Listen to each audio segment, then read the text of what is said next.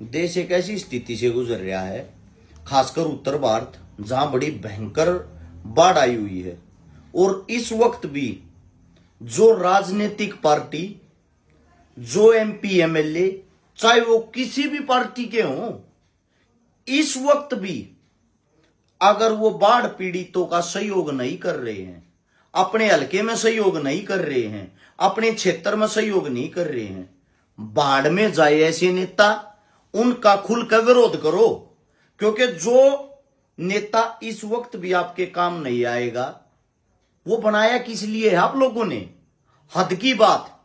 नेता, जो नेता होते हैं, उनको वोट तो इसलिए देते हैं कि वो देश को संभालने का काम करें। वो काम क्या कर रहे हैं? अगर पंजाब में बाढ़ आ रही है तो बीजेपी वाले पोस्ट डाल रहे, ये वही है ना जो हमारे को पानी नहीं दे रहे थे। ये नेता लोगों के ये काम होते हैं क्या? साथ में उनके चमचे इन्हीं कामों में लगे हुए हैं कि ये वही है ना जो हमारे को पानी नहीं दे रहे थे। बुरा वक्त किसी पे भी आ सकता है। साथ में जो हरियाणा के हिसार के आसपास के गांव हैं, वहां पर भी बाढ़ की स्थिति बन गई है। 7 नहरें एक साथ टूट गई। तो मेरा इतना ही कहना है, आप लोगों से इतनी ही गुजारिश है, जिस भाई से जितना भी सहयोग हो वो जरूर करें, लेकिन वो करने के साथ साथ इन नेता मंत्रियों का चेहरा जरूर याद रखें। चाहे हरियाणा में बीजेपी हो, चाहे पंजाब में आम आदमी पार्टी हो, चाहे हिमाचल की बात हो, चाहे जम्मू कश्मीर की, जहां भी त्रासदी आई हुई है, हमारे को इस वक्त इन नेता मंत्रियों की जरूरत है। लेकिन जरूरत के टाइम काम कौन आवे? आम जनता।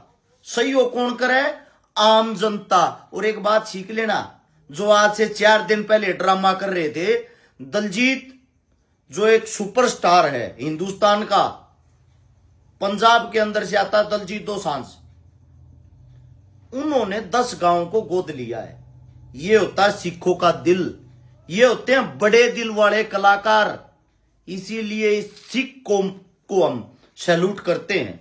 अब दलजीत ने जिन 10 गांवों को गोद लिया है, उन्होंने जाति देख के नहीं लिया, उन्होंने गांव गोद लिए हैं। उस गांव के अंदर हर एक जाति, हर एक धर्म के आदमी रहते होंगे।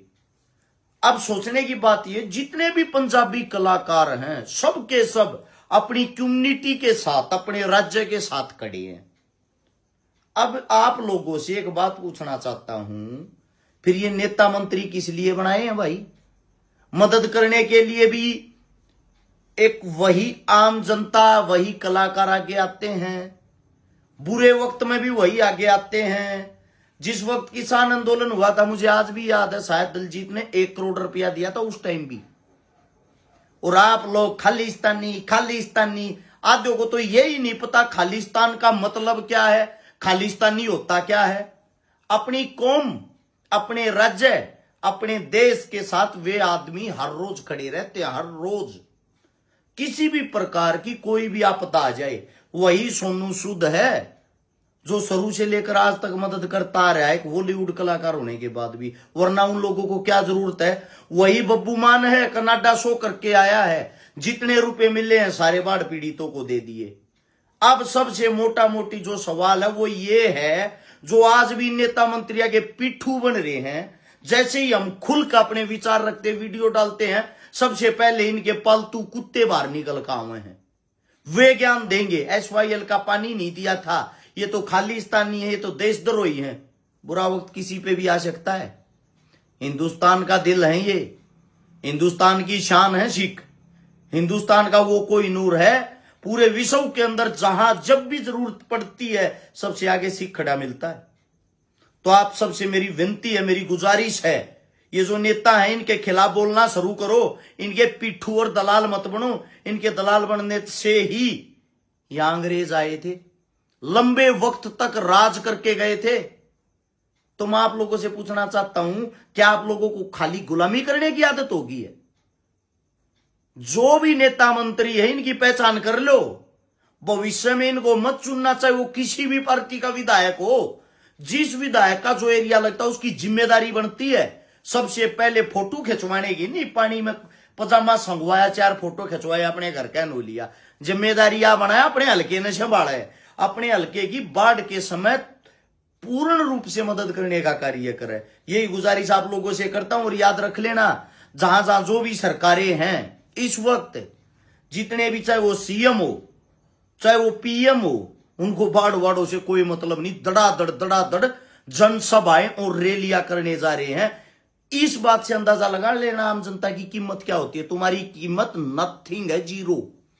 सिर्फ वोट से शुरू होकर वोट पे खत्म हो जाती है, इससे ज्यादा कुछ भी नहीं। एक दिमाग की बात सोचना कभी, ब्राह्मण पढ़े लिखे रहे हैं, विद्वान रहे हैं, राजपूत जिनको ये कहते हैं लड़ाके हैं, बाहुबली रहे हैं। इसके बाद आते हैं हमारे वो जितनी जो भी अन्य कैटेगरियां बन गई। आप लोगों ने, मुझे तो पता नहीं किन किन कैटेगरियों में कौन सी जाति बांट रखी है।